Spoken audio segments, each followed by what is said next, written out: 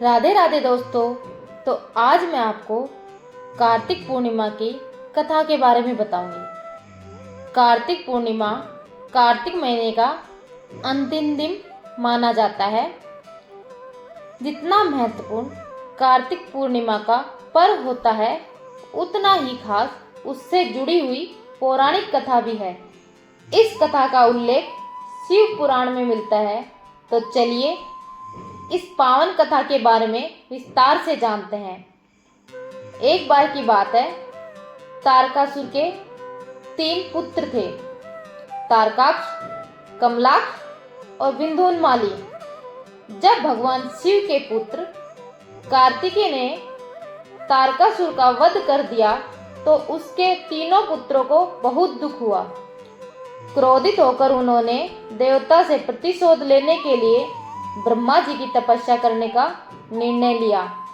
अपनी घोर तपस्या से तीनों भाइयों ने ब्रह्मा देव को प्रसन्न कर लिया और उनसे अमर होने का वरदान मांगा। ब्रह्मा जी ने कहा कि वह अमृत का वरदान तो नहीं दे सकते, लेकिन वह कोई अन्य वरदान मांग ले। ब्रह्मा जी के दूसरे वर मांगने की बात पर तारकाक्ष, कमलाक्ष और विंध्योन्माली ने 3 नगरों का वरदान मांगा।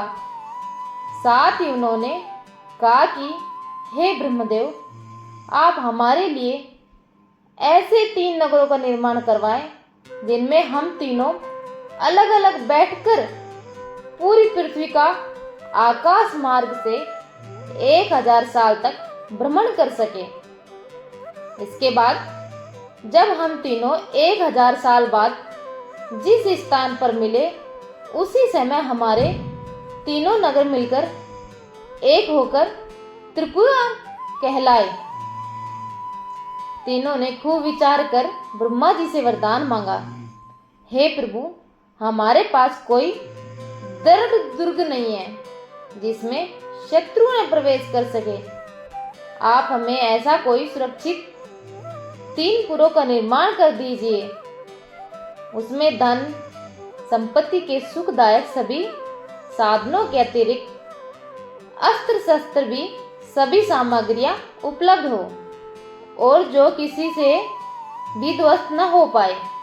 यह कहकर तारकाक्ष ने अपने लिए सुवर्ण का, कमलाक्ष ने चांदी का और विंध्योन्माली ने लोहे का पुर निर्माण कर देने की प्रार्थना की। ब्रह्मा जी ने कहा, तथास्तु, ऐसा ही होगा, परंतु शिव जी के हाथों ही तुम सब मारे जाओगे और अन्य कोई भी तुम्हें न मार सकेगा। इस प्रकार तीनों भाइयों के लिए उनके कहे अनुसार 3 नगरों का निर्माण किया गया। इसमें से एक आकाश में, एक स्वर्ग में और एक पृथ्वी में स्थित था। इस प्रकार वे तीनों अपने अपने नगरों में रहकर आनंद भोगने लगे। इन नगरों के बाद तारकाक्ष, कमलाक्ष और विंध्योन्माली ने अपनी शक्तियों से तीनों लोकों पर आक्रमण कर अपना आधिपत्य जमा लिया। सभी देवता तीनों भाइयों के अत्याचारों से परेशान होकर भोलेनाथ जी की शरण में पहुंचे और अपनी रक्षा के लिए प्रार्थना करने लगे। देवताओं की करण पुकार सुनकर भगवान शिव त्रिपुरों का नाश करने के लिए तैयार हो गए। तब भगवान विश्वकर्मा ने भोलेनाथ के लिए एक दिव्य रथ का निर्माण किया, जिसमें चंद्रमा और सूर्य उनके पहिए बने एवं इंद्र, वरुण, यम और कुबेर आदि लोकपाल उस रथ के घोड़े बने।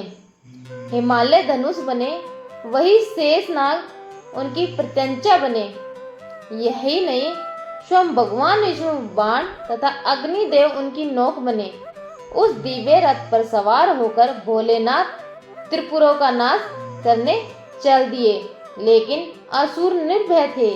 शिवजी ने तत्काल ही करोड़ों सूर्य के समान प्रकाशमान अपने उस बाणों को असुर पर चला दिया।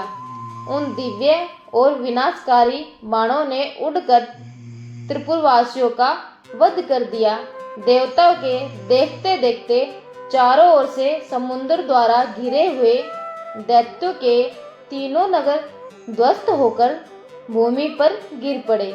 इस प्रकार तीनों भाइयों भी नगरों के साथ भस्म हो गए, साथ ही अन्य दैत्यों का विनाश भी हो गया।